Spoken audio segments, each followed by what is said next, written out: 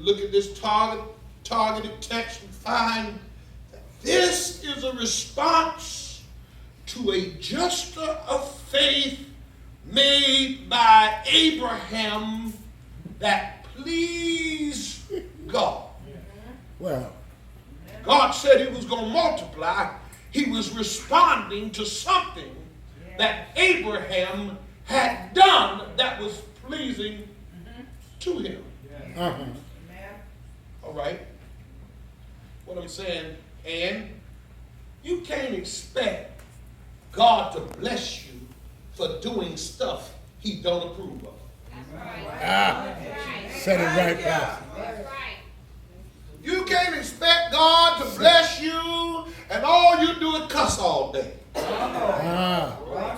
Set the tone. You can't expect God to bless you and you don't do nothing to help him do what he has set out to do. He's trying to save the world. That's right. Abraham had passed the test of releasing something that was so dear to him. And because he did this, God was so pleased that he made a promise that would follow him through lineage and generations. Y'all don't want to talk to me today. I know I ain't going to get no amen today. But I'm going to preach. It behooves me. It messes me up. How God will bless a man until his children's children be blessed. I believe that it was the seed of faith that was found in Abraham. Come on. So precious that God had to be loyal to the seed that was in Abraham. Yeah. Everything that was connected. I said, God, now watch this, Pastor Seymour. Abraham pleased God to when his children would not follow God. God still blessed his children. Being connected. I'm mad at y'all for this shit. Let me just tell you, I'm going to tell you something. Some of you have been blessed because of what your grandma did. Some of you are blessed because of what great-granddaddy did. You ain't done nothing to receive the goodness of the Lord. Just being connected. Some of you just in the bloodline of blessing. Thank you for my hand. Yes. You have inherited the blessings of the Lord.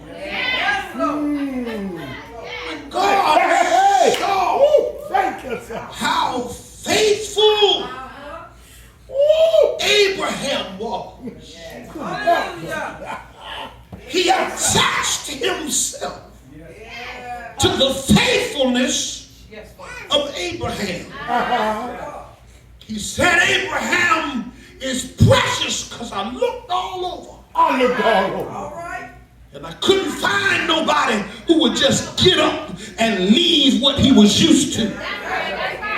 Just going somewhere. Lord, where you want me to go, wherever you want me to go, that's where I'm going. Just go, just leave it. There was a seed that was in Abraham that was unmatched by anybody. Well, Abraham, brother Lot, didn't even have the faith that Abraham had. but because. So even the children of Abraham didn't even do what they were supposed to do. God still blessed him. Don't you know it's because your child is safe because you know how to pray? What I told him this morning. Don't you know your child gonna be blessed because you know how to just tell God thank you? Don't you know that your child will want to thank a God that he never seen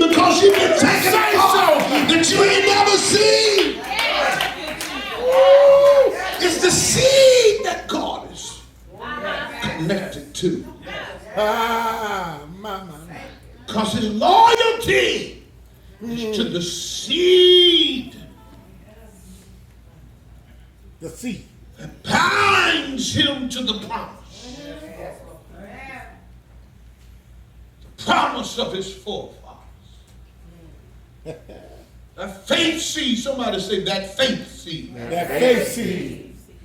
God is bound to the seed. This is why some of you may not please God. Uh-oh. Tell it. But you're still blessed.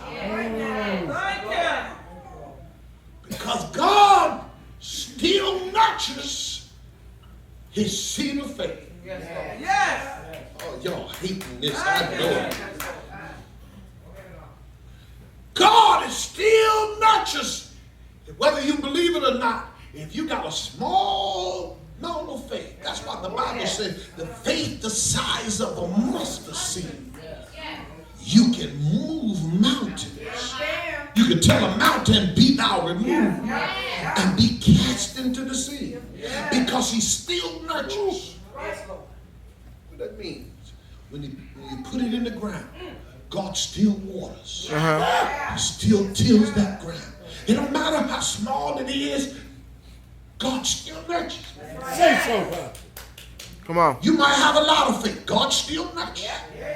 You might have a little bit of faith. God still nurtures the faith seed. Come on. God still teaches you how to be faithful. Yes. He nurtures the faith seed. He still show you how to have faith in tribulation. It's nurturing the seed. How to have faith in hard times.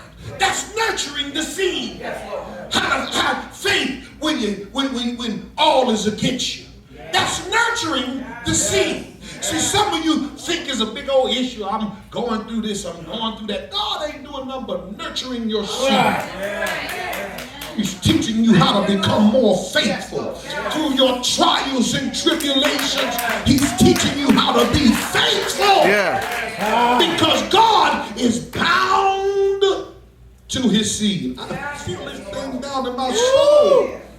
Somebody say, God still nurtures. God still nurtures. Watch this. Right after God gave Abraham the greatest gift that he could ever give me, asked for it right back. Just to see if he would give it. He had no need for Isaac. That's right. The Bible says in the first chapter of Genesis 22, it says he doing this just to tempt. Just to test him. I'm asking you to give the very thing you love the most. Just to test and see where your faith is. See what you do. Look at before I warned you. Yes. Now what you need to understand that when God tests you, am I teaching in here? Yes, sir. All right. Now when God tests you is the beginning of the process of the promise. Oh, yes it is. I'm helping somebody. I just felt in my spirit. The test is the beginning of the promise. Thank you, Jesus. Whenever you're being tested, God's promise just begun. Somebody ought to say, thank you, Jesus. If you're going through something right now, the process has started. I feel that thing in my spirit. If you're going through, you feel like crying right now, God's process just started. If you feel like throwing in the towel, the process starts with a test. Starting me. This is what happened. No. Stay. Don't go there. This is what happened. God said, I want to bless Abraham. He thinks this one son is everything. Give it to me. He thinks this one son is everything. Hold on, I'm going to the mind of God. right when he gave them one son. And they was all playing with him in the living room floor. He started to learn how to walk in, and he learned how to potty. He learned Isaac. He was in mama, dad. And God sitting in heaven said, "Now I want to really bless him." But they so hooked on this one gift that they don't know what I really can do. So what I'm gonna do is I'm gonna test them on their one gift. They waited so long. I'm going to test them on this gift. When I test them on this gift, if they pass the test, I'm going to give them so many gifts, they won't even be able to remember it. It'll be like the stars in the sky. Some of y'all so hooked on that little car you just got. Forget that little car. You don't know what God got in store. About a house with what God got in store. You don't understand how God operates. It's the beginning. Test at the beginning. Can I preach, y'all? Come on. Test at the beginning. It's the beginning of the process. It's a challenge. First thing is the challenge. God will challenge you. He would test you in the challenge. Now watch this. The challenge, it tests three things. Somebody said test three things. All right, watch this. It tests your faith in him. That's right. You ready? Your love for him. Yes. And your gratitude to him. You write that down, Darren? I'm going to say it again for you because I know you write it. You ready? Here we go. Watch this. The challenge or the test tests three things. Anything you go through is testing three things. Whatever, I don't care if the lights get off, it's testing three things. I don't care if you don't have no money in your pocket. It tests three things. And those three things, watch this, is your faith in him. Your faith in him, amen. Your love for him, and your gratitude to him. Do you have faith in him that he can bring you up? Do you love him enough that you'll go through? And are you thankful when you come out of it? Listen to this. Three things God want to know when you're going through this. Do you love him? Do you trust him? And are you thankful? Where are you? You have enough faith to know that God got his hands on. Do you love him enough to go through with it? And when you come out, will you just tell me thank